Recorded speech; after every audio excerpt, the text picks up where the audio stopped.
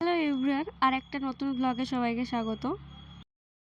2 দিন একটানা বৃষ্টি হওয়ার পর যখন একটু বৃষ্টি থামে, সেই সুযোগে আমি আর আমার বান্ধবী বেরিয়ে যাই বহরমপুর মেলা দেখার জন্য। কারণ বহরমপুরের মেলা তো অনেক দিন আগে শুরু হয়েছে, বাট আমাদের যাওয়ার সৌভাগ্য হয়ে উঠেছিল না।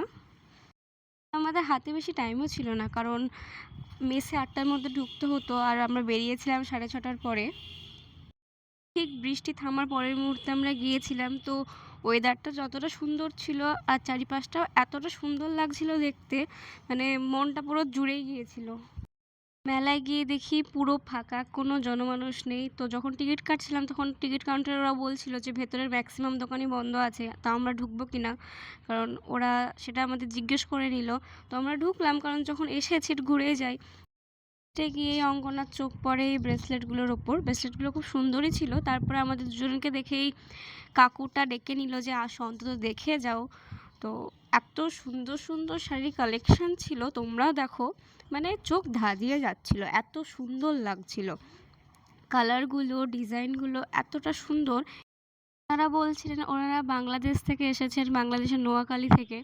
তো এই তো ও গায়ে দিয়ে দেখছিল শাড়িগুলো, খুবই সুন্দর লাগছিল। মানে কোনটা ছেড়ে কোনটা দেখবো এরকমটাই আমাদের দুজনের মনে হচ্ছিল।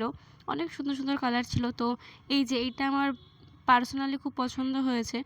আমি একটা নিয়েওছি, এবার তোমরা কমেন্ট করে জানিও কোনটা নিতে পারি আমি। দেখতে সুন্দর হওয়ার সাথে সাথে শাড়ির কোয়ালিটির তো কথাই হবে না। এত সুন্দর সফট শাড়ি আমি কখনো আগে নেড়ে দেখিনি, খুব সুন্দর ছিল। এটা কোনো প্রমোশনাল ভিডিও নয়, যেটা সত্যি সেটাই বললাম। তারপরে শাড়ির দোকান থেকে মনকে শক্ত করে বেরিয়ে পড়ি। তো বাদবাকি দোকানগুলো ঘুরে ঘুরে দেখছিলাম, ম্যাক্সিমাম দোকানই বন্ধ ছিল আর পুরো ফাঁকা ছিল। ঘুরতে বেরিয়ে আমার সাথে সবসময় কানে ফোন নিয়ে ঘুরে বেড়াচ্ছিল। আমার তো রাগ লাগছিল, দেখো তোমরা একটাও মানুষ নেই। কোনো একটা চুড়ির খোঁজ করছিল, বাট কোথাও আমরা পাইনি মেলাতে গিয়ে। যাই হোক, তারপরে দুজনে মিলে বেরিয়ে পড়ি, কারণ মেলায় কিছু দেখার মতো ছিল না, বন্ধই ছিল দোকান। আমাদের মেলা থেকে বেরোতে বেরোতে 8টা বেজে গিয়েছিল, আর মেসে ঢোকার টাইমও ছিল 8টায়। তারপরে তাড়াহুড়ো করে মেলার থেকে বেরিয়ে গেলাম, বেরিয়ে গিয়ে খাবার টাবার কিনলাম।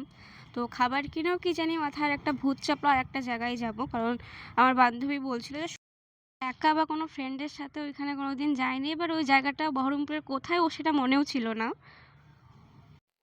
এই যে আমি আর আমার বান্ধবী, মানে রুমমেট অঙ্কনা, খাবার কিনতে বেরিয়েছিলাম। তার টাইম ছিল বলে বহরমপুর মেলায় গিয়েছিলাম। তো ও একটা জায়গার নাম করে বললো ওই জায়গাটা চেনে না। তো আমি বললাম চল তোকে জায়গাটা ঘুরিয়ে আনি। তো দেখো আমরা এখন কোথায় ঘুরতে এসেছি, শুধু জায়গাটাকে চেনানোর জন্য। মানুষ সেইখানেও ঘুরতে আসে, মানে আমার বান্ধবী ঘুরতে এসেছে। এটার সেকেন্ড টাইম আসে মনে হয়, তাই না? তাও ভুলে গিয়েছিল জায়গাটা কোথায়। এই যে, তো এই যে জায়গাটা, কোনোদিন বহরমপুর স্টেশনে আসেনি। বহরমপুর এত বছর থাকছে, না আসতেই পারে, কিন্তু তাও আসেনি। ভিডিও এইটুকুই। লাইক, কমেন্ট, শেয়ার করে দিও, সাবস্ক্রাইব করে দিও। টাটা।